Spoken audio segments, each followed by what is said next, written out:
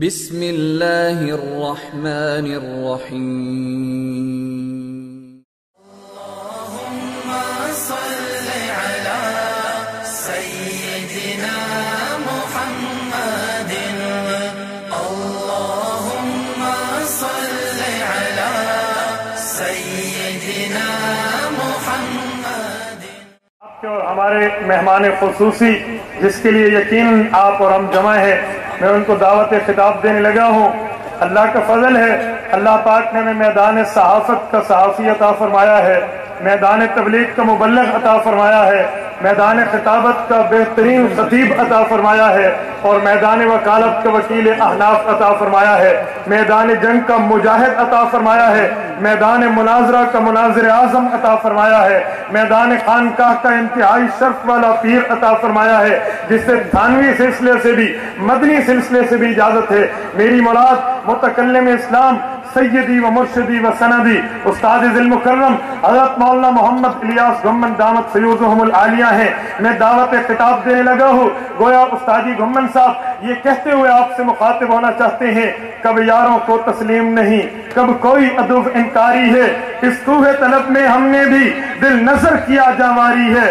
کچھ آل ستم کچھ آل حشم میں خانہ گرانے آئے تھے، دہلیز کو چوم کے چھوڑ گئے، دیکھا کہ یہ پتھر بھاری ہے، زخموں سے بدن گلزار سہی، تم اپنے شکستہ تیر گنو، خود ترکش والے کہہ دیں گے یہ بازی کس نے ہاری ہے۔ وفا بھی دیکھ لی ہم نے، جفا بھی دیکھ لی ہم نے، بڑی مشکل تو یاروں کی ادا بھی دیکھ لی ہم نے۔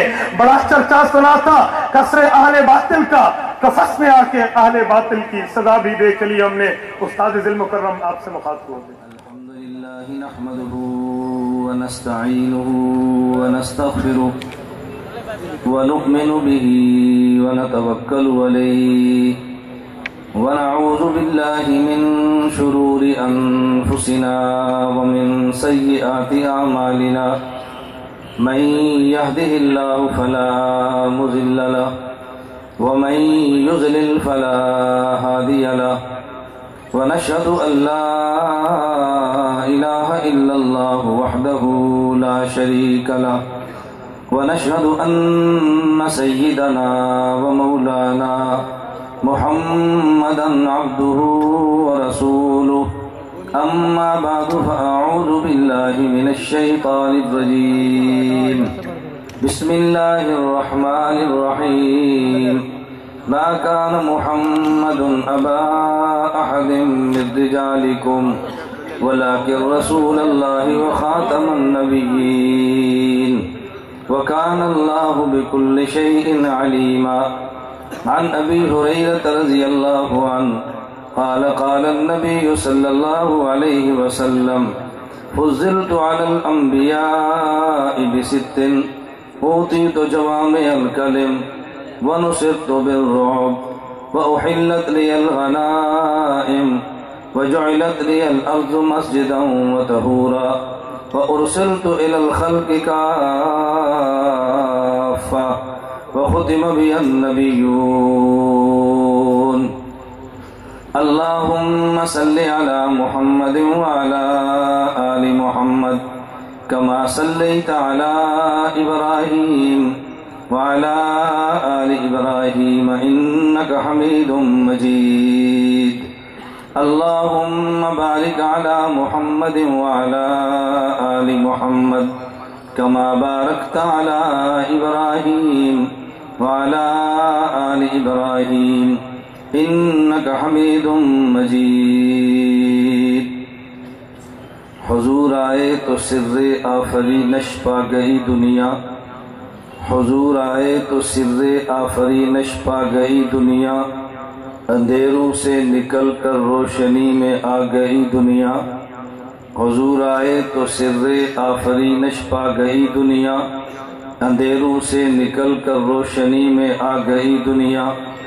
بجھے چیروں کا زنگ اترا ستے چیروں پہ نور آیا، بجھے چیروں کا زنگ اترا ستے چیروں پہ نور آیا۔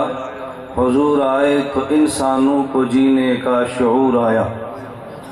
معزز علماء کرام، میرے نہایت واجب الاحترام بزرگوں، حضور اکرم صلی اللہ علیہ وسلم کی ختم نبوت پہ اپنی جان اور مال سب کچھ لٹا دینے کا عزم کرنے والے نوجوان دوستوں اور بھائیوں، ہماری آج کی یہ کانفرنس عالمی مجلس تحفظ ختم نبوت کے زیر اہتمام حق نواز پارک ڈیرہ اسماعیل خان میں منعقد ہے، اور ہمارے اسٹیج پہ عالمی مجلس تحفظ ختم نبوت کے مرکزی نائب امیر حضرت صاحبزادہ خواجہ عزیز احمد تشریف فرما ہیں، حضرت مولانا عبداللہ صاحب دامت برکاتہم جمعیت علماء اسلام کے سربراہ تشریف فرما ہیں، دیگر ہمارے اکابر علماء اسٹیج پر موجود ہیں، اور ہم سب آج جمع ہیں محض حضور اکرم صلی اللہ علیہ وسلم کی ختم نبوت کو بیان کرنے، حضور کی ختم نبوت کو سننے، اور حضور اکرم صلی اللہ علیہ وسلم کی ختم نبوت کے دشمن کو یہ بات سمجھانے کے لیے کہ حضور پاک صلی اللہ علیہ وسلم کا یہ امتی اعمال سے جس قدر بھی کورا ہو، اعمال کے اندر جس قدر بھی نالائق اور گمراہ ہو، لیکن پیغمبر کی ختم نبوت پہ آنچ آئے اس کو ہرگز برداشت نہیں کر سکتا۔ ہمیں سہارا اپنے اعمال کا نہیں ہے، ہمیں سہارا حضور اکرم صلی اللہ علیہ وسلم کی مقدس ذات گرامی کا ہے۔ ہم دنیا میں ہر مسئلے پہ کمپرومائز کر سکتے ہیں، لیکن پیغمبر کی ذات پہ کمپرومائز کرنے کی قطعاً ہمارے اندر ہمت اور سکت نہیں، یہ ہمارے بس کی بات نہیں ہے۔ ان مسائل کو چھیڑ کر کوئی دنیا کا احمق بڑی سے بڑی غلطی کرے گا۔ ہم جس قدر بھی کے گزرے ہیں، لیکن پیغمبر کی ناموس کے لیے ہم بڑی سے بڑی قربانی دینے کے لیے تیار تھے، تیار ہیں، اور حق جل مجدہ نے چاہا تو ہم تیار رہیں گے انشاءاللہ۔ آج ہم اسی مقصد کے لیے جمع ہیں، ختم نبوت کے مسئلے کو آپ علماء کرام سے سماعت فرما رہے ہیں، آئندہ بھی سماعت فرماتے رہیں گے، اور انشاءاللہ العزیز جناب نگر کی سالانہ اس کانفرنس میں بھی ہم شرکت پہلے بھی کرتے تھے، آئندہ بھی کریں گے، اور عالمی مجلس پہ احسان چڑھا کر نہیں، اپنا فرض منصبی سمجھ کے شرکت کرتے ہیں، آئندہ بھی کریں گے۔ میں بڑی معذرت سے گزارش کرتا ہوں کہ ہم ختم نبوت کے عنوان پہ قیادت نہیں کرتے، ہم خالص ورکر ہیں، ہر شخص کا اپنا مزاج ہے، میں اپنے مزاج کے ہاتھوں مجبور ہوں۔ مجھے مسلک دیوبند کی کسی جماعت کے سٹیج پر بلایا جائے تو میں اس سٹیج پہ قیادت کے لیے نہیں جاتا، ورکر اور کارکن بن کے جاتا ہوں، ان کے موضوع اور کاس کو دلائل سے بیان کرتا ہوں، پالیسی ان کے حوالے کرتا ہوں۔ آج تک میں نے اپنے مسلک کی کسی جماعت کے جلسے پر نہ اپنی پالیسی مسلط کی ہے، نہ اپنا پرچم لہرایا ہے، نہ اپنا نعرہ بلند کیا ہے۔ ہم سمجھتے ہیں اگر اس کا اہتمام کر لیا جائے ہماری مسلکی اور سیاسی جماعتیں بڑی حد تک قریب ہو کر کام کر سکتی ہیں۔ اللہ ہمیں اس بات کو سمجھنے کی توفیق عطا فرمائے۔ رات ہماری توبہ ختم نبوت پہ کانفرنس تھی، بہت عظیم اجتماع تھا۔ اس سے قبل ملک بھر میں جتنے عالمی مجلس کے تحت کانفرنسیں منعقد ہوئی ہیں، میں اس پہ اللہ کا شکر ادا کرتا ہوں۔ اسلام آباد کی لال مسجد 7 ستمبر کی کانفرنس سے لے کے سرگودے کی ریلی سے لے کے کراچی تک کی کانفرنسوں میں میں نے ورکر بن کے شرکت کی ہے، اور ہم آئندہ بھی یقین دلاتے ہیں ہمیں کبھی بلائیں، ان نلائقوں کارکن سمجھنا کبھی آپ کے ذہن میں نہ آئے کوئی ان کے کرائے کا مسئلہ ہوگا، ان کے کھانے کا مسئلہ ہوگا، ان کے پروٹوکول کا مسئلہ ہوگا، ہماری انتظار کرنے کا موقع ملے گا۔ اب بھی مجھے بعض احباب نے کہا کہ مولانا آپ لیٹ ہو رہے ہیں، میں نے کہا لیٹ نہیں ہوا، میں تو مغرب کی نماز بکھر پڑی ہے، عشاء کی نماز سے قبل آپ کے لیے خان میں پہنچاؤں۔ ہمارے ہاں تو نو لیٹ اور نو ویٹ کی بنیاد پہ کام چلتا ہے، تاخیر ہمارے کاغذوں میں نہیں ہے۔ مجھے تو حکم یہ تھا کہ آپ نے 10 سے 10:30 بجے کے درمیان پہنچنا ہے، جو مجھے حکم تھا میں اس کے مطابق آیا ہوں۔ آپ آئندہ بھی آزما کر دیکھیں، وقت لینے کے بعد آپ کو فون بھی نہیں کرنا پڑے گا کہ تو کب آئے گا۔ آپ کا احسان ہے، آپ ہمیں گفتگو کرنے کا موقع دیتے ہیں، حضور کی عظمت کو بیان کرنے کا موقع فراہم کرتے ہیں۔ اسی پر ہماری جان لگ جائے۔ اللہ کی قسم یہ اللہ کا کرم، اللہ کا احسان ہے۔ آپ تشریف لائے ہیں، میں بھی حاضر ہوں، ہم جماعت پر احسان نہ چڑھائیں، میں اس پر آگے گفتگو کروں گا انشاءاللہ۔ یہ اللہ کا کرم ہے، حق جل مجدہ نے ہمیں قبول فرمایا، آئندہ بھی مجھے اور آپ کو قبول فرمائے۔ میں نے آپ کی خدمت میں ایک آیت کریمہ اور ایک حدیث مبارک تلاوت کی ہے۔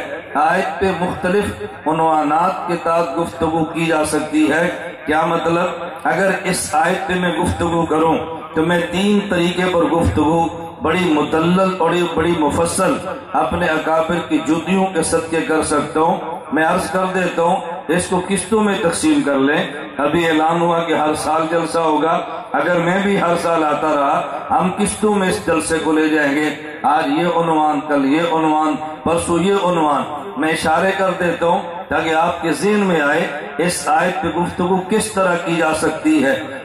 نمبر 1، اس آیت پہ گفتگو کرنے کا طریقہ یہ ہے، ہم یہ بات سمجھائیں ہمارے پیغمبر کا نام کیا ہے۔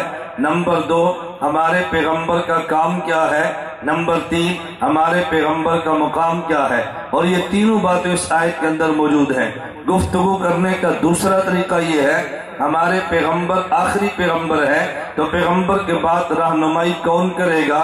نبی آنا نہیں ہے، امت نے جانا نہیں ہے، نبی ہوگا نہیں، امت موجود ہوگی، امت کی رہنمائی کون کرے گا؟ اور گفتگو کرنے کے اس آیت کے تحت تیسرا طریقہ یہ ہے، میں آپ کی خدمت میں یہ بات سمجھاؤں، اس آیت میں اللہ نے ہمارے پیغمبر کا ایک نام ذکر کیا ہے، ہمارے پیغمبر کی 2 صفتیں ذکر کی ہیں، ان میں مناسبت کیا ہے، ان میں جوڑ کیا ہے۔ اللہ نے ہمارے پیغمبر کا نام محمد ذکر فرمایا اور صفتیں 2 ذکر کی ہے۔ نمبر 1 رسول اللہ، نمبر 2 خاتم النبیین۔ ہمارے پیغمبر کا ایک ذات، پیغمبر کے نام 2 وہ ہیں جو ذاتی ہے، باقی میرے پیغمبر کے سارے نام یہ وصفی ہیں۔ اس بات کو علماء مجھ سے بہتر سمجھتے ہیں۔ ہمارے پیغمبر کے 2 نام، ایک نام محمد، ایک نام احمد، یہ ذاتی نام ہے۔ باقی حضور کے نام اول بھی ہے، آخر بھی ہے، شاہد بھی ہے، سراج منیر بھی ہے، داعی بھی ہے، مبشر بھی ہے، نذیر بھی ہے۔ پیغمبر کے سارے نام یہ صفاتی ہیں۔ تو صفتی ناموں میں سے 2 کا انتخاب کیوں کیا ہے؟ رسول اللہ اور خاتم النبیین۔ اور پیغمبر کے 2 ناموں میں سے نام محمد کا ذکر کیوں کیا ہے، نام احمد کا ذکر کیوں نہیں کیا؟ اللہ ایسے کیف متفق بات نہیں فرماتے، لفظوں میں تناسب ہے، آیتوں میں ربط ہے، آیات کا آپس میں جوڑ ہے، صورتیں سلسلے وار چلتی ہیں۔ میں اس موضوع پر بھی گفتگو کرتا ہوں۔ اب 3 عنوان میں نے آپ کی خدمت میں 3 طرز پیش کر دیے ہیں۔ آج ایک طرز پہ بات کر لیتے ہیں، اگر آئندہ مجھے موقع ملا، میری عادت میں نے پہلے عرض کیا، نہ میں فون کرتا ہوں مجھے بلاؤ، نہ میں مجبور کرتا ہوں بلاؤ، کوئی بلائے تو شکر کرتے ہیں بھی ہمیں موقع ملا خدمت کا۔ جناب نگر کی کانفرنس ہو رہی ہے، اللہ کا شکر ہے، میں سال ہر سال سے بچپن سے اس کانفرنس میں شرکت کرتا ہوں۔ یہ اس دور کی بات ہے، آپ یقین فرمائیں کہ شاید عالمی مجلس والوں کو بھی پتہ نہیں میں کس دور سے جا رہا ہوں، جب رات کو پہرا دینے والا کوئی بندہ جناب نگر نہیں ہوتا اور پختون مزدوری کرنے والے رکھے جاتے، وہ رات کو روڑے کوٹتے رہتے، روڑے کی ضرورت نہیں تھی، 2 ٹرالیاں روڑے منگا لی جاتے، وہ کوٹتے رہتے تاکہ قادیانی سمجھیں کہ جاگتے ہیں۔ میرا طالب علمی کا دور تھا، میں اس وقت رات کو پہرے کے لیے اپنے ساتھ لڑکے لے کر جایا کرتا۔ ایک مرتبہ خواجہ صاحب ملا، مجھے فرمایا تجھے بلایا یا خود آیا ہے؟ میں نے کہا جی مجھے کسی نے نہیں بلایا، میں سیکورٹی کے لیے خود آیا ہوں، اپنے ساتھ افراد بھی لے کر آیا ہوں۔ ہم اس دور سے شرکت کرتے ہیں اور اپنا فرض سمجھ کر کرتے ہیں، کل اللہ کو قیامت کے دن کہہ دیں کہ اللہ دشمنوں کے شہر میں محنت کر کے مسلمانوں کی بستی سجائی ہے، ہمارا بھی نام اس کے اندر آ جائے۔ تو جناب نگر کی کانفرنس میں بھی جاؤں گا، آپ بھی آئیں گے انشاءاللہ۔ اور مجھے تو حضرات حکم فرماتے ہیں بھائی 2 دن فارغ کر دو، میں 23 اور 24 2 دن میری ڈائری دیکھ لیں، جناب نگر لکھا ہوا ہے، جب حکم دیں گے ہم موجود ہوں گے۔ اللہ ہمیں اپنی قیادت پر اعتماد کرنے کی توفیق عطا فرمائے، اپنے اکابرین کے ساتھ چلنے کی توفیق عطا فرمائے، اپنی پالیسیاں قیادت پر مسلط کرنے کی بجائے ان کی پالیسیوں کے مطابق چلنے کی توفیق عطا فرمائے۔ میں نے آپ کی خدمت میں عرض کیا ہے چلیں آپ گفتگو شروع کریں تاکہ میں کچھ دلائل آپ کی خدمت میں پیش کر سکوں۔ میں نے عرض کیا ہے آیت پر گفتگو 3 طرح سے ہو سکتی ہے۔ نمبر 1 پیغمبر کا نام، پیغمبر کا کام، پیغمبر کا مقام۔ نمبر 2 اگر ہمارے پیغمبر آخری نبی ہیں تو ان کے بعد نبی پیدا ہوگا نہیں، امت پیدا ہوتی رہے گی، امت کی رہنمائی کون کرے گا؟ نمبر 3 میرے پیغمبر کے 2 ذاتی نام ہیں تو کئی صفاتی نام ہیں، ان ذاتی ناموں میں سے نام محمد اور احمد، 2 ناموں میں سے نام محمد کا انتخاب کیوں کیا ہے؟ اس آیت میں نام احمد کیوں نہیں لائے؟ نمبر 2 میرے پیغمبر کی صفتیں اور بھی تھی لیکن اس آیت میں 2 صفتیں بطور خاص رسول اللہ اور خاتم النبیین، اللہ ان 2 صفتوں کو کیوں لائے ہیں؟ میں یہ بات سمجھانے کے لیے پہلے یہ بات عرض کروں گا، اگر آپ نے کسی آیت کو سمجھنا ہے تو فہم قرآن کے ضابطے ہیں، تفہیم قرآن کے ضابطے ہیں۔ اگر آدمی کو ضابطے سمجھ آئے قرآن سمجھنا آسان ہے، باہمی جنگیں ختم ہوتی ہیں۔ آج کے دور میں ایک جنگ جاری ہے، ایک بات مدرسے کے مولوی کی ہے، مدرسے کے درویش کی ہے، اور ایک بات کالج یونیورسٹی کے پروفیسر اور لیکچرار اور اسٹوڈنٹ کی ہے۔ مدرسے کے مولوی یہ بات کہتے ہیں اگر آپ نے قرآن سمجھنا ہے علماء سے سمجھیں، ادھر سے آواز آتی ہے بھئی پروفیسر در سے قرآن دے گا، ڈاکٹر در سے قرآن دے گا، علماء کہتے ہیں نہیں در سے قرآن عالم دے، آپ اس سے سنیں۔ لوگ کہتے ہیں اس میں حرج کی بات کیا ہے، قرآن سمجھنا ہر بندے کا حق ہے، تو مولوی بھی کر سکتا ہے، ڈاکٹر بھی کر سکتا ہے۔ میں نے کہا 2 باتوں میں فرق سمجھیں، ایک قرآن کو سمجھنا ہے، ایک قرآن کو سمجھانا ہے۔ قرآن سمجھنا ہر بندے کا حق ہے، قرآن سمجھانا ہر بندے کا حق نہیں ہے۔ فہم قرآن کے لیے شرطیں 3 ہے، تفہیم قرآن کے لیے شرطیں 15 ہے۔ فہم قرآن ہر بندے کا حق ہے، تفہیم قرآن ہر بندے کا حق نہیں ہے۔ فہم القرآن ہر کوئی کرے، تفہیم القرآن ہر کوئی نہ کرے، وہ صرف علماء ہی کریں۔ بات نہیں سمجھ آئی جو کچھ میں کہا نا، آپ کو سمجھ نہیں آئی۔ فہم القرآن ہر بندے کا حق ہے، تفہیم القرآن ہر بندے کا حق نہیں ہے۔ فہم قرآن کی 3 شرطیں ہیں، میں صرف بات سمجھانے کے لیے یہ تمہید باندھ رہا ہوں۔ میں اکثر حضرات سے کہتا ہوں بھئی جب عمارت کھڑی ہوتی ہے پہلے بنیاد باندھتے ہیں، اس کی بنیاد کو دیکھ کر کوئی بھی سبحان اللہ نہیں کہتا، لیکن جب عمارت کھڑی ہوتی ہے پھر کہتے ہیں سبحان اللہ کتنی خوبصورت ہے۔ تو میں جب اپنے موقف کے لیے دلیل کی بنیاد باندھتا ہوں، وہ چونکہ پتھر ہوتے ہیں اس پر سبحان اللہ کسی نے نہیں کہنا، لیکن جب میری دلیل کی بنیاد کھڑی ہو جائے اور عمارت مکمل ہوتی ہے لوگ پھر کہتے ہیں سبحان اللہ، ہمیں اندازہ نہیں تھا اس عمارت میں کتنے منزلہ بننا ہے، ابھی تو بنیاد کے پتھر چل رہے ہیں، تو اس کو بات جلدی سمجھ نہیں آتی، لیکن تھوڑی سی تاخیر کریں۔ میں بات سمجھانے لگا ہوں، میں لمبی بات نہیں کرتا۔ فہم قرآن کے 3 شرطیں ہیں۔ نمبر 1 قرآن کو عربی زبان، عربی محاورات کے ساتھ جانے۔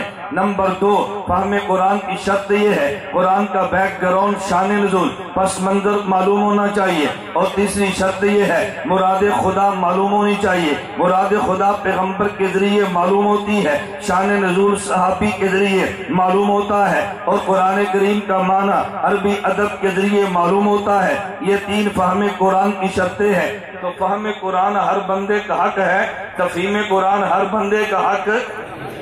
میں اس کی مثال دیتا ہوں، ہم پاکستانی ہیں، پاکستان کے قانون کے پابند ہیں، اور انتظامی امور میں حکومت وقت کی اطاعت کرنا فرض ہوتی ہے۔ میرے لفظوں پہ غور کرنا، بعد میں فتوے نہ ٹھوکنا۔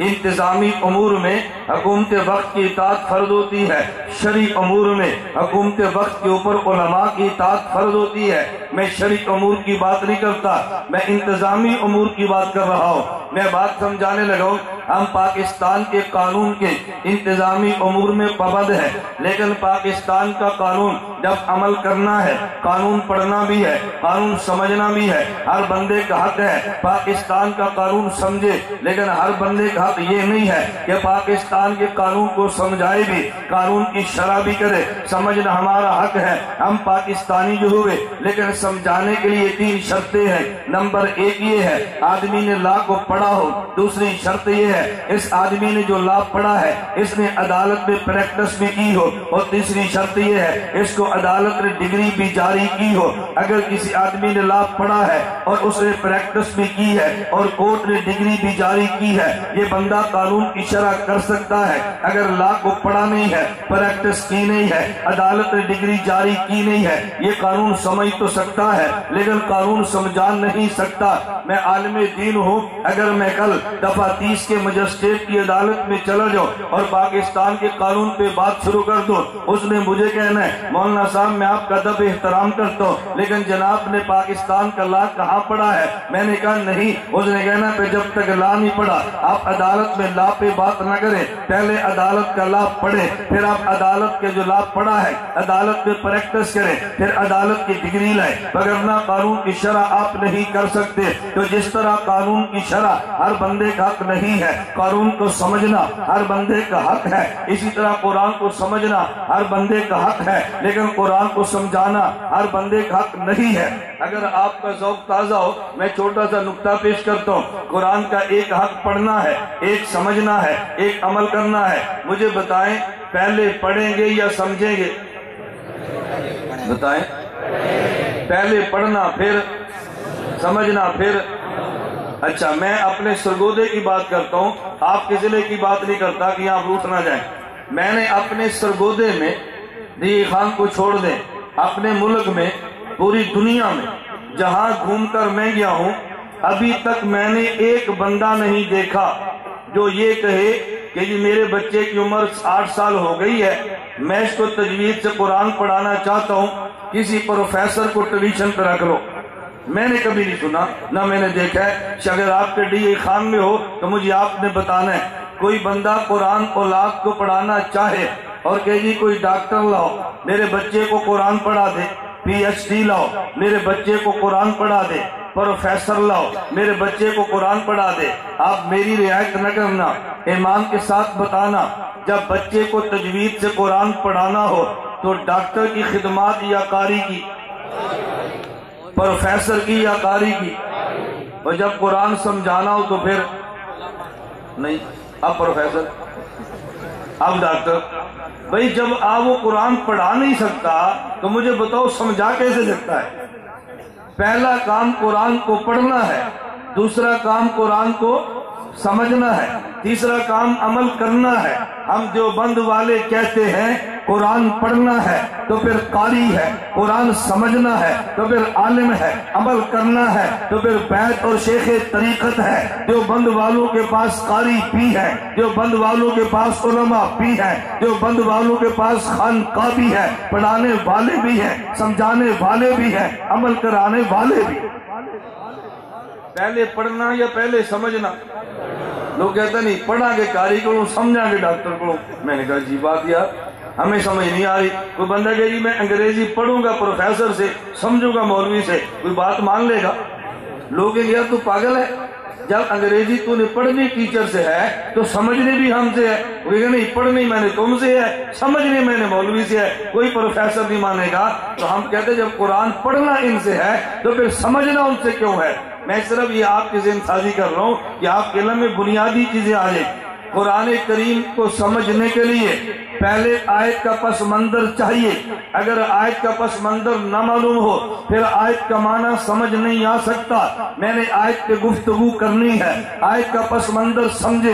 اس کے لیے بھی میں ایک مثال دیتا ہوں، اگر پس منظر نہ ہو قرآن سمجھ نہیں آتا۔ توجہ رکھنا، ہمارے اس دور میں ایک نیا بے ایمان قسم کا مذہبی سکالر پیدا ہوا جس کا نام جاوید احمد غامدی ہے۔ پاکستان کی زمین تنگ ہو گئی ہے، ملیشیا میں چلا گیا ہے، اس نے قرآن پہ ہاتھ صاف کیے ہیں، ہمارا کام اس پہ جاری ہے۔ انشاءاللہ بڑی جلدی خدا نے چاہا اہداف میڈیا سروسز پہ آپ اس کو دیکھ لیں گے، ہمارا علمی کام جاری ہے۔ میں صرف بات سمجھانے لگو، جاوید غامدی نے ایک موقف پیش کیا ہے، جمہور امت کے خلاف موقف پیش کیا، امت مسلمہ کا موقف یہ ہے، اللہ رب العزت نے حضرت عیسیٰ کو زندہ آسمان پہ اٹھا لیا ہے، قیامت سے پہلے حضرت عیسیٰ کو نازل فرمائیں گے۔ جب ایک غامدی نے کہا نہیں، خدا نے اٹھایا تو ہے لیکن زندہ نہیں اٹھایا، پہلے حضرت عیسیٰ کو موت دی ہے پھر عیسیٰ کو آسمان پہ اٹھایا۔ اب یہ بیان کسی مدرسے میں بیٹھ کے نہیں کیا، یہ بیان کسی مولویوں کے درمیان نہیں کیا، یونیورسٹی کے اسٹوڈنٹ کے درمیان کیا ہے۔ وہ قرآن سمجھتا نہیں تھا کہ انہیں ان سے دھوکہ کر دیا ہے۔ بھئی مزہ تو تب تھا جب علماء کی موجودگی میں اس آیت پہ بات کرتا۔ ذرا توجہ رکھنا، جب ایک غامدی کالج کے لڑکوں سے کہنے لگا میں جو بات کہتا ہوں خدا نے پہلے حضرت عیسیٰ کو موت دی ہے پھر آسمان پہ اٹھایا ہے، یہ بات تو قرآن میں ہے اور جو بات میں کہتا ہوں اسی طرح بات قرآن کہتا ہے۔ اب قرآن کی آیت دیکھے، کہنے لگا قرآن کریم میں ہے اذ قال اللہ یا عیسیٰ، اللہ نے فرمایا اے عیسیٰ انی متوفیکا، میں تجھے وفات دوں گا، ورافعک الیہ، اور میں تجھے اٹھا لوں گا۔ یہی بات تو میں نے کی ہے، پہلے حضرت عیسیٰ کو وفات دی ہے اور پھر اٹھا لیا ہے۔ یہی بات قرآن کہتا ہے کہ پہلے وفات دی ہے اور پھر اٹھا لیا ہے۔ مولوی خامخواہ میرے اوپر برستے ہیں، مولوی کہتے ہیں نہیں اٹھایا پہلے ہے وفات بعد میں ہے، تو جب اٹھایا پہلے تھا تو پھر خدا نے پہلے متوفی کا کیوں کہا ہے؟ پھر خدا پہلے کہتا رافع ہوگا میں تجھے اٹھا لے تو پھر تجھے وفات دوں گا۔ اس کی دلیل سمجھ آئیے آپ کو؟ دلیل سمجھ آئے گی تو پھر جواب سمجھ آئے گا نا۔ ہمارا موقف کیا ہے؟ اللہ نے پہلے اٹھایا یا پہلے موت دی ہے؟ بولیے۔ اور وہ کیا کہتے ہیں؟ پہلے موت دی ہے پھر، تو قرآن میں پہلے وفات ہے یا اٹھانا ہے؟ متوفی کا ورافعوں کا قرآن کریم میں ہے انی متوفی کا ورافعوں کا۔ وہ کہتے ہیں بات میری ٹھیک ہے، اگر پہلے اٹھانا پھر موت ہے، اللہ فرماتے یا عیسیٰ انی رافعوں کا الیہ ومتوفی کا، اللہ یوں فرماتے۔ میں نے کہا نہیں، آپ کو دھوکہ اس لیے لگا، آپ نے آیت کے پس منظر کو نہیں دیکھا، آیت کے پس منظر کو دیکھ لیتے دھوکہ کبھی نہ لگتا۔ میں مثال دے کر بات سمجھانے لگوں۔ میں ڈی اے خان میں جلسے کے لیے آیا، جب یہاں پہ پہنچ گیا ایسا ہوا نہیں ہے، میں مثال دینے لگوں صرف بات کو سمجھانے کے لیے۔ مثال کے طور میں ڈی اے خان پہنچا، مجھے لوگ کہتے ہیں مولانا صاحب انتظامیہ ملنا چاہتی ہے۔ میں نے کہا جی بلائیں، ایس ایچ او صاحب آگے، انہوں نے کہا جی آپ نے حق نواز پارک میں جلسہ نہیں کرنا، اگر آپ نے جلسہ کیا ہمارے پاس وارنٹ موجود ہے، ہم تجھے گرفتار کر لیں گے۔ میں نے بلایا مفتی عبدالواحد، آپ نے مجھے بلا لیا، عالمی مجلس نے بلا لیا، یہ میرے پاس تو وارنٹ موجود ہے، اگر میں نے بیان کیا یہ مجھے گرفتار کر لیں گے۔ اب ڈی اے خان کے دوست مجھے کہتے ہیں بھئی ہم وفادار لوگ ہیں، ہم بے وفائی نہیں کرتے، آپ بیان کریں۔ توجہ، میں نے کہا بیان تو کروں گا، مجھے ڈر تو نہیں ہے، لیکن میں بتا رہا ہوں یہ مجھے گرفتار کر لیں گے۔ بات توجہ سے سمجھنا، میں نے کہا میں نے بیان کیا یہ مجھے گرفتار کریں گے، تو آپ مجھے کہتے ہیں مولانا صاحب ہم گرفتار نہیں ہونے دیں گے۔ آپ پہلے کیا کہتے ہیں؟ ہم گرفتار نہیں ہونے دیں گے، ہم باوفا ہیں، ہم تحفظ کریں گے، بچانا ہمارے ذمہ ہے۔ میں نے کہا کیسے آپ کے ذمہ ہے؟ میں نے حق نواز پارک کو دیکھا ہے، اس گیٹ سے آیا ادھر پولیس ہے، اس گیٹ کو دیکھا ادھر پولیس ہے، تو مجھے آپ کیسے نکالیں گے؟ اب اگلی بات آپ کہتے ہیں کہ مولانا صاحب آپ ذرا اسٹیج کے اس طرف دیکھیں، مثال کے طور پہ آپ ادھر دیکھیں۔ میں نے کہا ادھر کیا ہوا؟ کہتا ہے ادھر آپ نے دیکھا نہیں، یہ جو چھوٹا سا گیٹ ہے جو ہی جلسہ ختم ہوگا ہم لائٹ آف کریں گے، آپ نے گاڑی پہ نہیں بیٹھنا، پگڑی اتار کے ٹوپی پہنے، آپ نے ادھر جانا ہے، یہ لڑکا سٹیج کے نیچے موٹر سائیکل پہ کھڑا ہے، آپ اس پہ بیٹھے فلاں جگہ پہ پہنچیں گے، گاڑی ادھر آئے گی، ہم گھر پہنچا دیں گے۔ اب آپ نے مجھے دو باتیں کی ہیں، توجہ رکھنا، میں نے یہ کہا میں بیان کروں گا، مجھے انتظامیہ گرفتار کر لے گی، آپ نے پہلے یہ کہا ہم گرفتار نہیں ہونے دیں گے، ہم تحفظ کریں گے۔ پھر میں نے پوچھا کیسے کریں گے؟ آپ نے صورت بتائی ہے، ذرا ادھر دیکھیں، یہ نیچے موٹر سائیکل کھڑا ہے، ہم یہاں سے بٹھا کے نکال لیں گے۔ عیسیٰ علیہ السلام کمرے میں بند ہیں، یہودی فوجیں اوپر کھڑی ہیں، اور عیسیٰ خدا سے عرض کرتے ہیں اللہ میں تیرے دین کا دائی مبلغ، تیرا نبی، تیرے دین کی بات کہتا ہوں، ان یہودیوں نے کہا ہے ہم تجھے مار دیں گے۔ توجہ رکھنا، ہم تجھے مار دیں گے۔ اللہ نے جواب دیا انی متوفی کا، یہ مار نہیں سکتے، موت تو میرے قبضے میں ہے، یہ کیسے ماریں گے؟ نہیں سمجھے؟ عیسیٰ علیہ السلام نے کیا عرض کیا؟ اللہ یہ مجھے، تو خدا نے جواب کیا دیا؟ انی متوفی کا، مارنا تو میں نے ہے، یہ کیسے ماریں گے؟ اللہ اس پہ مجھے یقین تو ہے، لیکن چاروں طرف فوج کھڑی ہے، آپ مجھے کیسے بتائیں گے؟ فرمایا رافع کا الیہ، میں تجھے اوپر اٹھا لوں گا، میں تجھے اوپر۔ اب بتاؤ پہلے متوفی کا کہنا چاہیے، رافع کا کہنا چاہیے؟ پہلے متوفی کا، یہ متوفی کا کہہ کے خدا نے تسلی دی ہے، رافع کا کہہ کے خدا نے بچانے کی صورت بتائی ہے۔ اگر پس منظر معلوم ہو قرآن تبھی سمجھ آئے گا، پس منظر معلوم نہ ہو قرآن کیسے سمجھ آئے گا؟ جواب سمجھ آ گیا آپ کو؟ میں نے وہ آسان جواب دیا ہے جو یونیورسٹی کے لڑکوں کو آپ دے سکتے ہیں۔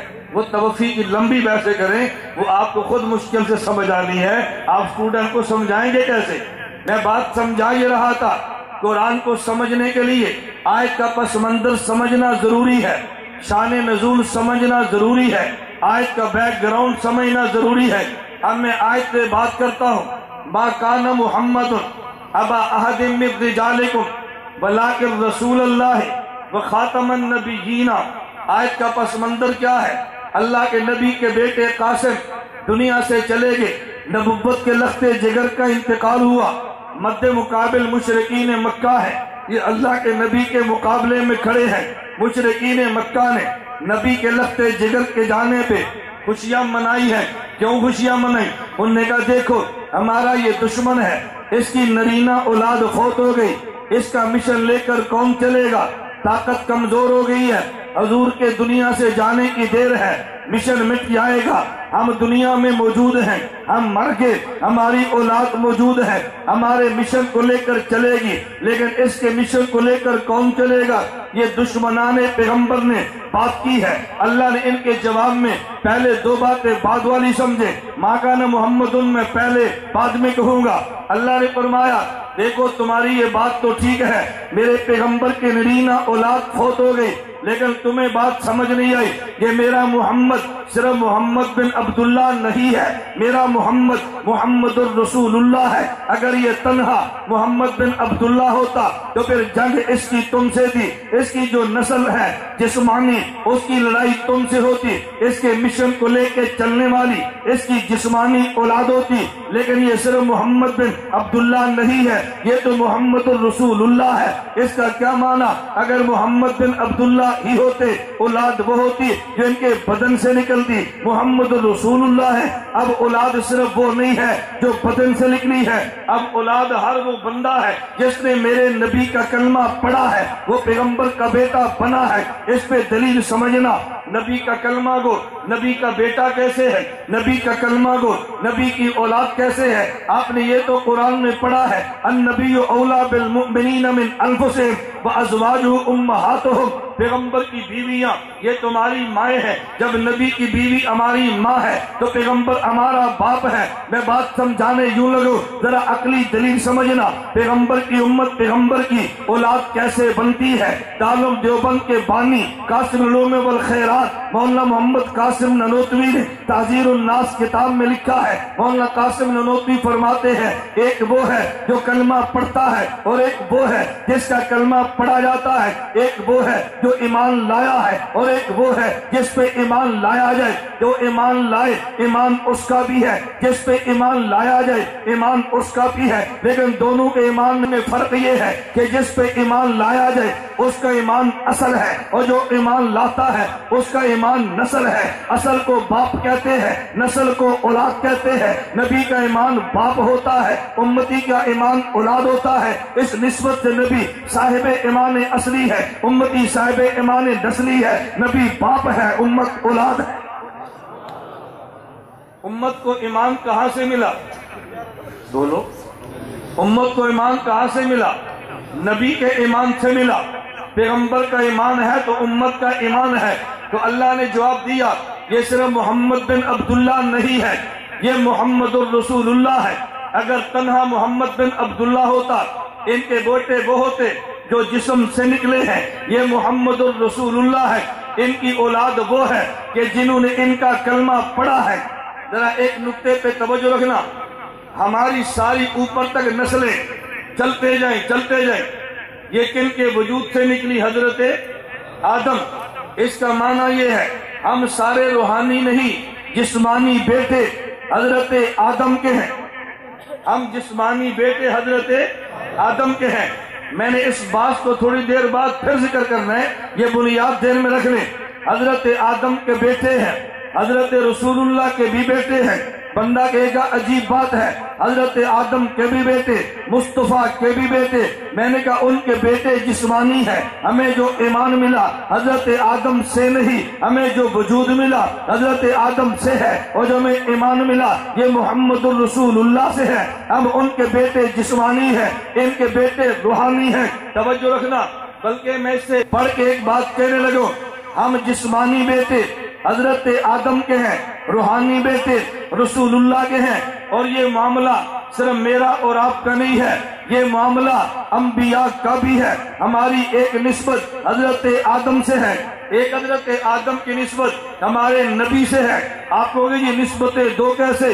میں کہتا ہوں قرآن کریم میں ہے، خدا نے قرآن کریم میں ایک بات سمجھائی ہے، وَإِذْ أَخَذَ اللَّهُ مِيثَاقَ النَّبِيِّينَ لَمَا آتَيْتُكُم مِّن كِتَابٍ وَحِكْمَةٍ ثُمَّ جَاءَكُمْ رَسُولٌ مُصَدِّقٌ لِّمَا مَعَكُمْ لَتُؤْمِنُنَّ بِهِ۔ یہ خطاب مجھے اور آپ کو نہیں ہے، یہ خطاب انبیاء کو ہے۔ اللہ نے بتایا کہ تم سب نے میرے محمد پہ ایمان لانا ہے، اور ان سب نے حضور پہ ایمان لایا ہے، اللہ کے نبی کا کلمہ پڑھا ہے۔ حضرت آدم بھی ہمارے نبی پہ ایمان لائے ہیں، حضرت عیسیٰ بھی ہمارے نبی پہ ایمان لائے ہیں، اور ہم سب اللہ کے نبی پہ ایمان لائے ہیں۔ تو جب حضرت آدم حضور کا کلمہ پڑھے، حضرت آدم پہ نسل بنیں گے ہمارے نبی کی۔ ہم سب نے کلمہ پڑھا تو نسل بنیں گے اللہ کے نبی کی۔ اس کا معنی یہ ہوا ہمارے نبی بیٹے ہیں، حضرت آدم باپ ہیں۔ یہ نسبت روحانیت کی نہیں، یہ جسمانیت کی ہے۔ حضرت آدم بیٹے ہیں، ہمارے نبی باپ ہیں، یہ نسبت جسمانیت کی نہیں ہے، یہ نسبت روحانیت کی ہے۔ اگر یہ کہا جائے کہ پوری دنیا میں پوری کائنات انسانی کا جسمانی باپ کون ہے تو جواب آئے گا حضرت آدم ہے۔ اگر پوچھا جائے پوری انسانیت کا روحانی باپ کون ہے تو جواب آئے گا محمد الرسول اللہ ہے۔ حضور نے کلمہ آدم کا نہیں، حضرت آدم نے کلمہ رسول اللہ کا پڑھا ہے۔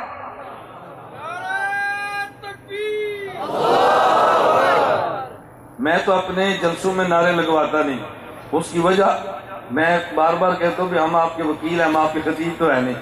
خطیب کا دل کرتا ہے شور ہو، وکیل کا دل کرتا ہے خاموشی ہو۔ ہمارے پاس تو دلائل اتنے ہیں کہ وہی ختم نہیں ہونے، تو نعروں کی ضرورت نہیں پڑنی نا۔ میں پھر اگر کسی کو جوش آ ہی جائے، میں کہتا ہوں نعرہ مارنا پڑ ہی جائے، تو پھر آدمی نعرہ مارے جیسے نعرہ ہوتا ہے، یا تو مارے ہی نہ، ہماری پالیسی نہیں ہے۔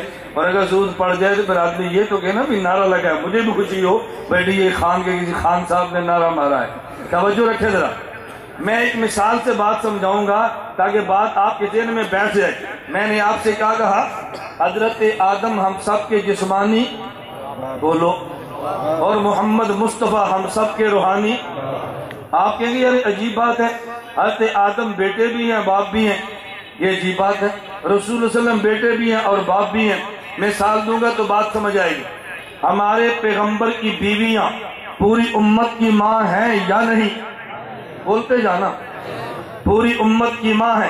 امت میں صدیق اکبر بھی ہے۔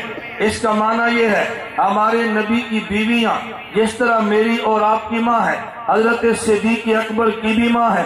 آپ ہو گئی بیوی ام المومنین امی عائشہ، صدیق اکبر تو باپ ہے، صدیق اکبر بیٹا کیسے بنا؟ ذرا دلیل ذہن میں رکھنا۔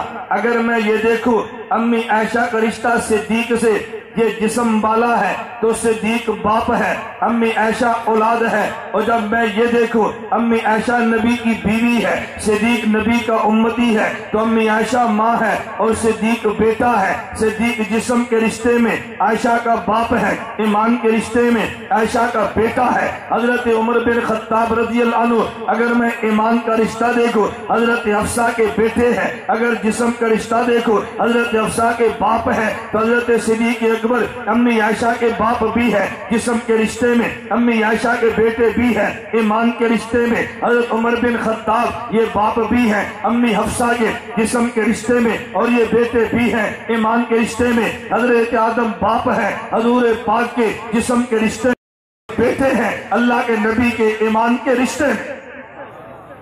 ایمان سب کو یہاں سے ملا ہے، جسم سب کو وہاں سے ملا۔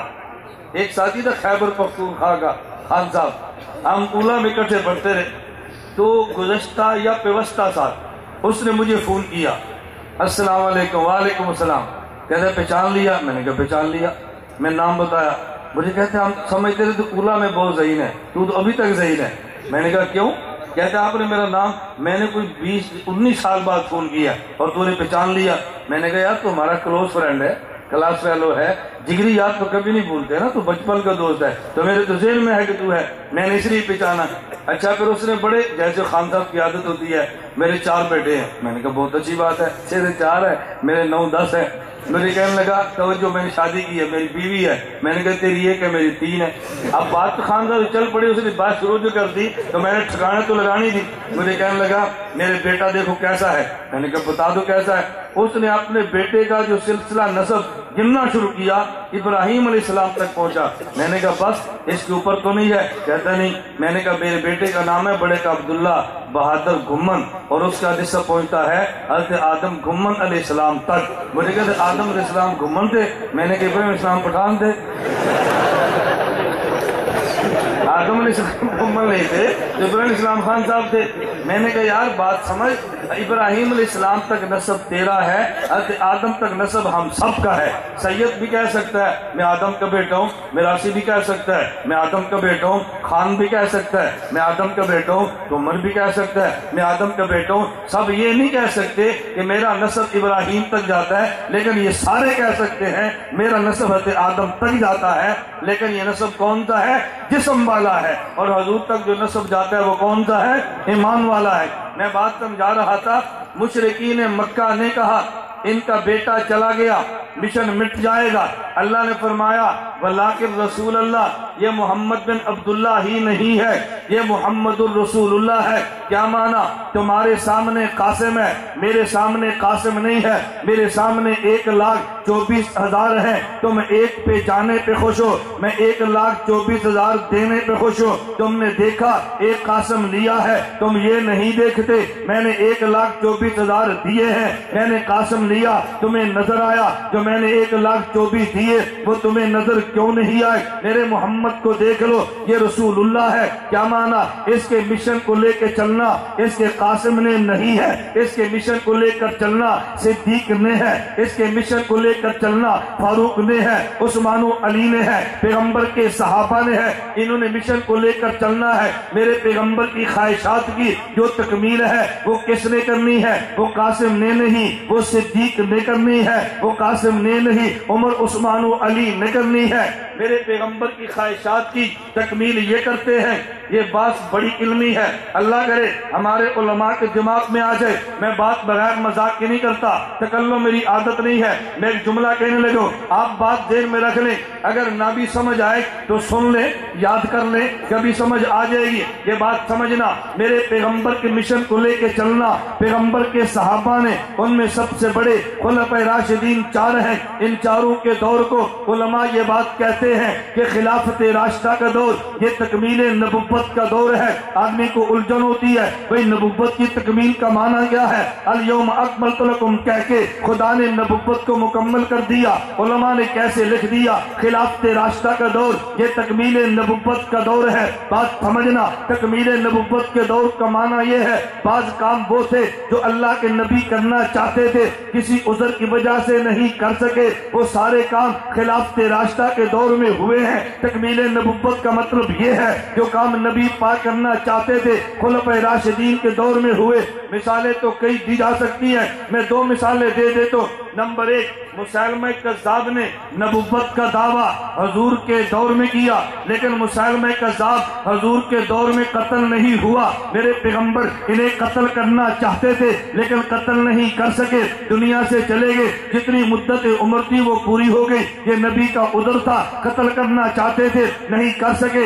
مسیلمہ کذاب کو قتل صدیق اکبر نے کیا ہے۔ میرے جملے پہ توجہ رکھنا، مسیلمہ کذاب کو قتل کرنا یہ خواہش میرے مصطفیٰ کی تھی، پورا صدیق نے کیا ہے۔ اسے کہیں گے یہ تکمیل نبوت کا دور ہے، خواہش نبی کی ہے، پورا صدیق اکبر نے کیا ہے۔ وجہ اگر مسیلمہ کذاب حضور کے دور میں قتل ہو جاتا تو شاید لوگ کہتے گستاخ رسول کی سزا سزائے موت یہ نبی کے ساتھ خاص ہے۔ اللہ نے فرمایا نہیں، یہ نبی کے ساتھ خاص نہیں ہے، خواہش میرے نبی کی ہے، پوری صدیق نے کی ہے۔ یہ بات سمجھانے کے لیے کہ ختم نبوت کا جو منکر ہو اور گستاخ پیغمبر ہو اس کی سزائے موت صرف نبی کے دور میں نہیں ہے، نبی کے دور کے بعد میں بھی ہے۔ یہ تکوینی حکمتیں تھی، اس لیے ہم نے کہا خواہش نبی کی ہے اور پوری صدیق نے کی ہے۔ یہ تکمیل نبوت کا دور ہے۔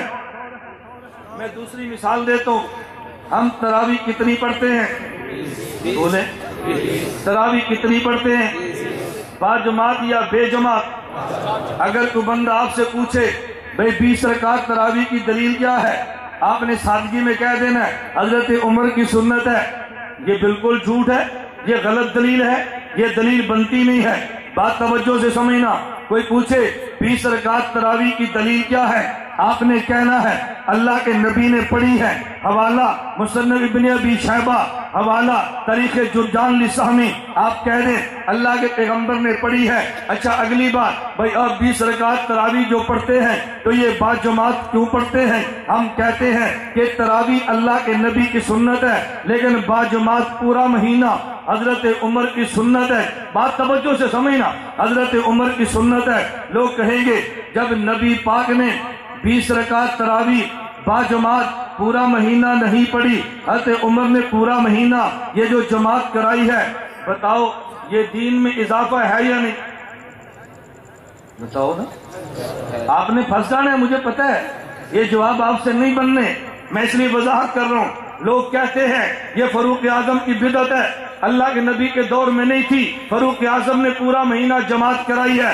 لوگ کہیں گے لیکن فاروق اعظم کا اضافہ ہے، اللہ کے لیے بات کو سمجھنا، خلفائے راشدین کا زمانہ تکمیل نبوت کا زمانہ ہے۔ کیا مطلب؟ یہ جو 20 رکعت تراویح با جماعت پورا مہینہ کرائی ہے، ہم اسے سنت کہتے ہیں۔ حکیم الامت مجدد الملت مولانا اشرف علی تھانوی کی دلیل، یہ میری دلیل نہیں ہے، مولانا قاسم حضرت تھانوی فرماتے ہیں سنت کی 2 قسمیں، ایک سنت مؤکدہ، ایک سنت غیر مؤکدہ۔ سنت مؤکدہ اسے کہتے ہیں جس پہ پیغمبر نے دوام کیا ہو، ہمیشہ اختیار کی ہو، اور سنت غیر مؤکدہ جس پہ پیغمبر کا دوام نہ ہو، کبھی کیا کبھی چھوڑ دیا۔ حضرت تھانوی خود فرماتے ہیں اچھا تو یہ بتاؤ 20 رکعت تراویح کی جماعت یہ سنت مؤکدہ ہے یا غیر مؤکدہ؟ حضرت تھانوی فرمانے لگے سنت مؤکدہ ہے۔ فرماتے میرا اشکال یہ ہے اگر سنت مؤکدہ ہے اس پہ نبی کا دوام نہیں ہے تو سنت مؤکدہ کیسے بنی ہے؟ حکیم الامت تھانوی نے فرمایا مزاج خدا کو مزاج مصطفیٰ سمجھا ہے، مزاج مصطفیٰ کو پیغمبر کے صحابہ سمجھے ہیں، پیغمبر کے مزاج کو عمر سمجھا۔ اللہ کے نبی نے 23 کی رات جماعت کرائی ہے، 25 کی رات جماعت کرائی ہے، 27 رمضان کو جماعت کرائی ہے، 28 کی رات آ گئی، صحابہ باہر کھڑے ہیں، حضور پاک جماعت کرا کے اپنے خیمے میں تشریف لے گئے، باہر نہیں نکلے، فجر کی نماز کے لیے تشریف لائے۔ جب جماعت کرا دی اللہ کے نبی نے خطبہ دیا اور فرمانے لگے انی لم یخفى علی مکانکم، میرے علم میں تھا تم رات آگے تھے، میرا بھی دل چاہتا ہے میں تمہیں جماعت کراتا لیکن میں نے کیوں نہیں کرائی؟ وجہ انی خشیت ان یکتب ان یفترض علیکم، مجھے ڈر یہ ہے تمہارے اوپر فرض نہ ہو جائے۔ حکیم الامت تھانوی کی نظر دیکھنا یہ دیوبندی بزرگ کہاں تک پہنچے ہیں۔ حضرت تھانوی فرمانے لگے نبی کی تمنا یہ تھی کہ آئندہ جماعت ہونی چاہیے اور ادھر کیا تھا کہ فرض نہ ہو جائے۔ تو دوام کی 2 قسمیں ہیں، ایک دوام سوری ہے، ایک دوام حقیقی ہے۔ دوام سوری وہ ہے جو نظر آتا ہے، دوام حقیقی وہ ہے دوام ہوتا ہے لیکن نظر نہیں آتا، پورا پورا مہینہ جماعت اگرچہ نظر آتی نہیں ہے لیکن نبی کی تمنا موجود تھی، دوام سوری نہیں ہے، دوام حقیقی تھا۔ عمر بن خطاب نبی کو مزاج کو سمجھتے تھے، انہوں نے فرمایا، حضور فرماتے میرا دل کرتا ہے پورا مہینہ جماعت ہو، کرایا کیوں نہیں تاکہ فرض نہ ہو جائے، نبی کا دوام ہو جاتا تو ممکن ہے فرض ہو جاتا، میرے دوام سے فرض نہیں بنے گا، اب عذر نہیں ہے، ہم پورا مہینہ جماعت کرا دیتے ہیں۔ اب جو 20 رکعت تراویح پورا مہینہ جماعت ہو رہی ہے، یہ اضافہ نہیں ہے، یہ نبی کی خواہش کی تکمیل ہے، یہ اضافہ نہیں ہے، یہ ختم نبوت شان اصحابہ شان اہل بیت علماء دیوبند تکبیر۔ لگا لیا تم نے نعرہ، میں منع نہیں کرتا آپ نہ لگاؤ، میں تو تمہیں عزت دیتا ہوں، بےزتی سے بچاتا ہوں، یہ سب ہمارے کھاتے ڈال دو۔ میں نے آپ سے گزارش کی نا، میرے آپ ہزاروں بیان سن لیں، میں نہیں کہتا سبحان اللہ کو، میں نہیں کہتا ماشاءاللہ کو، میں نہیں کہتا آگے آؤ، میں نہیں کہتا بیٹھ جاؤ، میں نہیں کہتا بھی کوئی نہ جائے، ہم کہتے جاتا ہے جائے، جس نے بیٹھنا بیٹھے، جس نے سننا سنے، نہیں سننا نہ سنے، ہم منتیں کیوں کریں؟ جو سنے گا اللہ کی قسم زندگی پر لذت پائے گا، جو چلا جائے گا نا وہ بعد میں کہے گا اے کاش میں بھی سن لیتا، وہ بعد میں کہے گا کاش میں بھی سن لیتا۔ ہم دلائل پیش کرتے ہیں، کوئی لطیفے پیش نہیں کرتے۔ میں جو بات سمجھا رہا تھا، توجہ، خلفائے راشدین کا دور تکمیل ہے، اور یہ بات جملہ سمجھ آیا کہ نہیں؟ اس پہ میں دلیلیں پیش کر رہا تھا، چلیں ذوق تازہ ہو، میں اس کو ایک حدیث سے پیش کرتا ہوں جو آپ نے کئی بار سنی ہے۔ یہ جو مسئلہ ہے نا، یہ دور خلافت راشدہ تکمیل نبوت کا دور ہے، نبی کی خواہش کو پورا وہ کرتے ہیں، اس کو حدیث سے سمجھ لیں۔ اللہ کے رسول صلی اللہ علیہ وسلم فرمایا فَإِنَّهُ مَن يَعِشْ مِنكُم بَعْدِي فَسَيَرَى اخْتِلَافًا كَثِيرًا فَعَلَيْكُم بِسُنَّتِي وَسُنَّتِ الْخُلَفَاءِ الرَّاشِدِينَ الْمَهْدِيِّينَ، میں دنیا سے چلا جاؤں، میری سنت کا خیال کرنا، خلیفہ راشد کی سنت کا خیال رکھنا، تمسکوا بہا، ان دونوں کو مضبوطی سے پکڑنا۔ علماء توجہ فرمانا، میری خواہش ہوتی ہے علماء کے علم میں بات آ جائے، ہر مسجد میں بات چلی جائے گی، آج جلسے میں نہ سمجھے کیا فرق پڑے گا، لیکن توجہ رکھنا، ان دونوں کو تھامنا۔ اب سنتیں دو ہیں، سنت نبی، سنت خلیفہ۔ اللہ کے نبی نے فرمایا تمسکوا بہا، تو جب چیزیں دو ہیں تو تثنیہ کی ضمیر آنی چاہیے، تمسکوا بہما فرمانا چاہیے۔ آپ نے بہا فرمایا یہ بتانے کے لیے یہ دیکھنے میں دو ہیں، در حقیقت ایک ہے، خلیفہ راشد کی سنت نبی کی خواہش کی تکمیل ہے، تکمیل دور خلافت راشدہ، یہ تکمیل نبوت کا زمانہ ہے۔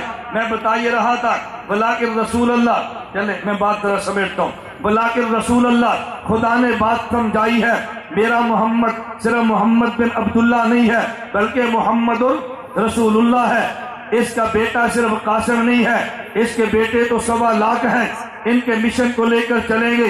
میں ایک نکتہ پیش کرتا ہوں، بتائیں حضور کے صحابہ کی تعداد کتنی ہے؟ بولیے نا، 1.25 لاکھ کتنی ہے؟ 1,24,000 کم و بیش۔ انبیاء کی تعداد کتنی ہے؟ بولتے جاؤ، 1.25 لاکھ، 1,24,000 کم و بیش۔ یہ بات تو خطیب بتاتے ہیں، میں کئی بار کہتا ہوں ہمارا ایک قدم آگے ہوتا ہے خطیبوں سے وکیل والا۔ 1,24,000 انبیاء، 1,24,000 صحابہ، یہ دونوں کی تعداد مساوی کیوں ہے؟ وہ بھی 1.25 لاکھ، یہ بھی 1.25 لاکھ، وجہ یہ رسول اللہ ہے، وہ رسول اللہ ہے، نہیں سمجھا، نبی رسول اللہ ہے اور صحابی رسول اللہ ہے۔ دلیل جامع ترمذی میں روایت، عثمان بن عفان رضی اللہ عنہ فرماتے ہیں، حضرت انس فرماتے ہیں ان عثمان کانا رسول اللہ ہے، حضور حدیبیہ میں رسول اللہ ہے، عثمان مکہ میں رسول اللہ ہے۔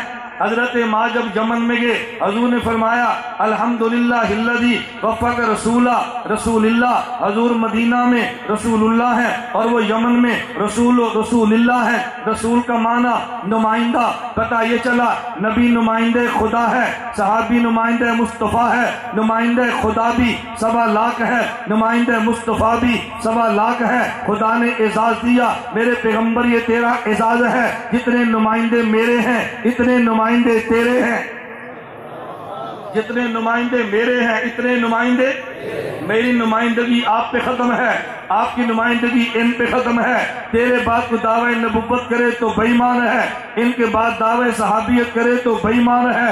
جب تو آ گیا نبوت ختم، جب تو چلا گیا صحابیت ختم۔ یہ نمائندے خدا ہے، وہ نمائندہ مصطفیٰ ہے، ولیکن رسول اللہ۔ ذرا پھر واپس آئے۔ مشرکین مکہ کی خوشی کیا تھی؟ حضور کا بیٹا چلا گیا تو مشن ختم ہو جائے گا۔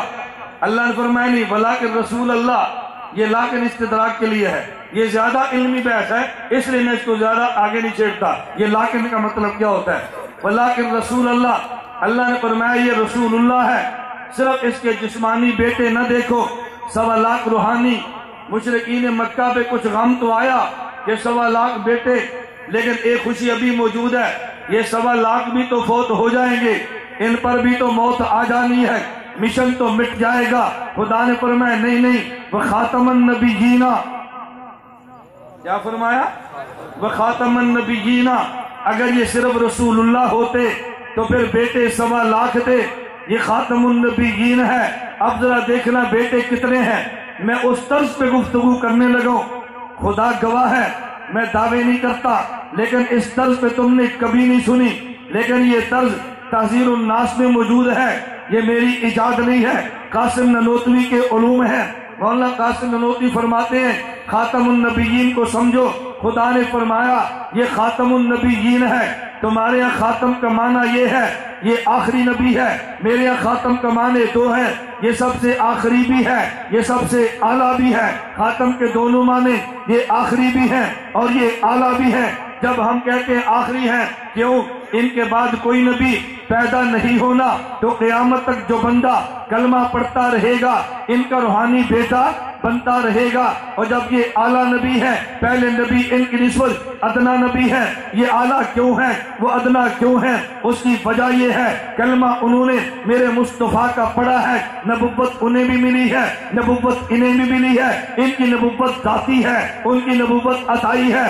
ذاتی عطائی کا مطلب یہ ہے ایک کو اللہ چیزیں براہ راست دیتے ہیں اور دوسرے کو ایک کے واسطے سے دیتے ہیں۔ جس طرح آسمان پہ سورج، اس کو روشنی خدا نے ڈائریکٹ دی ہے، لیکن جو ستارے میں روشنی یہ سورج سے نکل کے آئی ہے، اللہ نے ہمارے نبی کو نبوت براہ راست دی ہے۔ باقی انبیاء کو نبوت حضور کے واسطے سے دی ہے۔ دلیل اس پہ لَتُؤْمِنُنَّ بِهِ، دلیل یہ ہے انہوں نے ہمارے نبی کا کلمہ پڑھا ہے، جو جب کلمہ پڑھا تو امتی بنے ہیں۔ اس کا معنی وہ نبی بھی ہے، ہمارے نبی کے امتی بھی ہے، ان کا کلمہ بھی ہے، ہمارے نبی کا کلمہ بھی لیا ہے۔ اس کا مطلب یہ ہے کہ جب انہوں نے ہمارے نبی کا کلمہ پڑھا وہ نبی کی روحانی اولاد بنے۔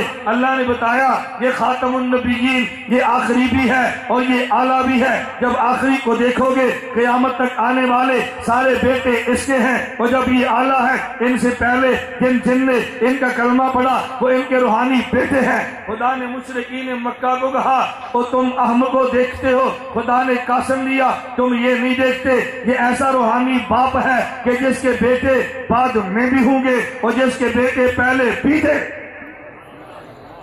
جس کے بیٹے بعد میں بھی، جس کے بیٹے، کوئی ایسا انوکھا باپ کسی نے دیکھا ہے کہ جس کے بیٹے پہلے بھی ہوں اور جس کے بیٹے بعد میں بھی ہوں؟ اس کے روحانی بیٹے پہلے بھی تھے، ان کے روحانی بیٹے بعد میں بھی ہیں۔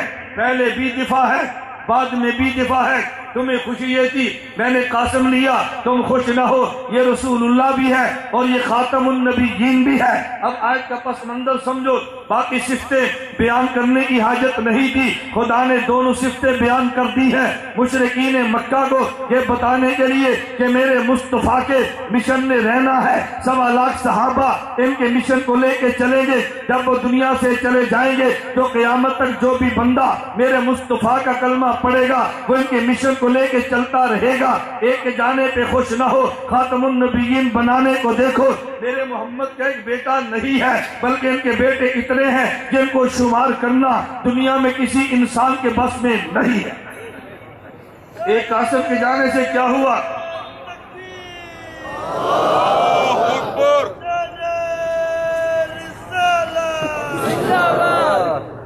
مجھے خوشی اس بات پہ کہ چلو آپ زور لگاتے تو ہے نا، آپ زور تو لگاتے ہیں، چلو جتنا بس میں زور لگاتے ہیں ہمیں اس پہ خوشی ہے، آپ کوشش تو کرتے ہیں۔ توجہ رکھیں، میں آخری بات اب کہنے لگا ہوں۔ میں نے کہا حضور پاک کی جو صفتوں میں سے دو صفتیں، صفتی نام رسول اللہ اور خاتم النبیین، ان دونوں کی وجہ سمجھ آ گئی؟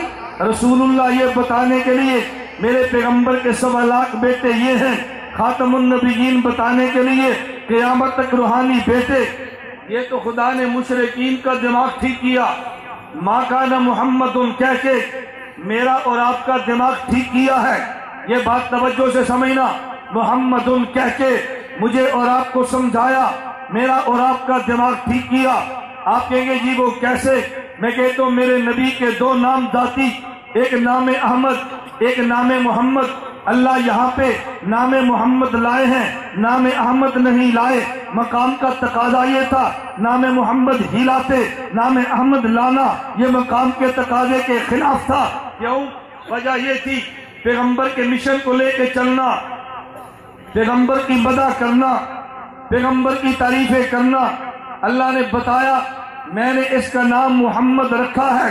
محمد اسے کہتے ہیں جس کی تعریف کی جائے، محمد اسے کہتے ہیں جس کی مدح کی جائے۔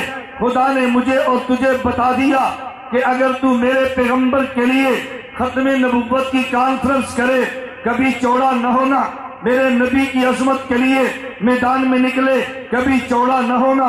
میں نے کمال کیا ہے، میں نے پیسہ خرچ کیا ہے، میں نے تقریر کی ہے، میں نے تقریر سنی ہے، میں رات بھر جاگو، کبھی اس پہ ناز نہ کرنا۔ اللہ وجہ فرمایا یہ محمد ہے، توجہ وجہ یہ محمد ہے۔ محمد کسے کہتے ہیں؟ محمد اسے کہتے ہیں جس کی مدح کی جائے۔ میرے اللہ کے بعد کائنات میں سب سے بڑی ذات حضور پاک کی ہے، اور یہ دنیا کا ضابطہ ہے آدمی جتنا بڑا ہو اس کے مخالف اتنے زیادہ ہوتے ہیں۔ آدمی جتنا بڑا ہو اتنے ہی اس کے مخالف۔ ہمارے اسمبلی میں سب سے بڑے مولانا فضل الرحمان ہیں اور مخالف ان کے سب سے بڑے۔ یہ زیادہ مخالف ہونا چھوٹا ہونے کی دلیل نہیں ہے، زیادہ مخالف ہونا یہ بڑا ہونے کی دلیل ہے۔ جب کسی کو بڑا ہوگا اس کی مخالفت بھی ہوگی، توجہ رکھنا، اور جو مخالفت کرے گا وہ 2 کام کرے گا۔ نمبر 1 اس کے خلاف بولے گا، نمبر 2 اس کے خلاف لکھے گا۔ خدا کے علم میں تھا میرے محمد بڑے میں نے بنائے ہیں، ان کے مخالف بہت زیادہ، لوگ ان کے خلاف بولیں گے بھی، لوگ ان کے خلاف لکھیں گے بھی۔ اللہ نام محمد دے کے میرے پیغمبر کو دفاع سے بے نیاز کر دیا ہے۔ جس نے حضور کے خلاف لکھنا ہے پہلے محمد لکھے گا، پھر مخالفت میں قلم چلائے گا، قلم کہہ دے گا، اور بے حیا کچھ حیا کر لیتا، محمد بھی لکھتا ہے مخالفت بھی کرتا ہے۔ جو حضور کے خلاف بکے گا پہلے محمد کہے گا صلی اللہ علیہ وسلم، اور پھر مخالفت کرے گا، ہونٹ اور زبان کہتے گے بے حیا کچھ حیا کر لیتا، محمد بھی کہتا ہے پھر مخالفت بھی کرتا ہے۔ پتہ یہ چلا جس نے حضور کے خلاف لکھنا ہے پہلے محمد کہہ کے مدح بھی لکھنی ہے، جس نے حضور کے خلاف بولنا ہے تو پہلے محمد کہہ کے نبی کے حق میں اس نے گفتگو بھی کرنی ہے۔ خدا نے میری اور تیرے دفاع سے میرے محمد کو بے نیاز کر دیا ہے۔ نام محمد دے کے خدا نے اپنے لیے نام الہ منتخب کیا ہے، اپنے حبیب کے لیے نام محمد منتخب کیا ہے۔ اگر ساری کائنات سجدے خدا کو کرے الوہیت میں اضافہ نہیں ہے، اگر پوری کائنات مل کے سجدے چھوڑ دے الوہیت میں کمی نہیں ہے، ساری دنیا مدح کرے شان محمدیت میں اضافہ نہیں ہے، سارے گنگ ہو جائے شان محمدیت میں کمی نہیں ہے۔ وہ ہر حال میں الہ ہے، یہ ہر حال میں محمد ہے۔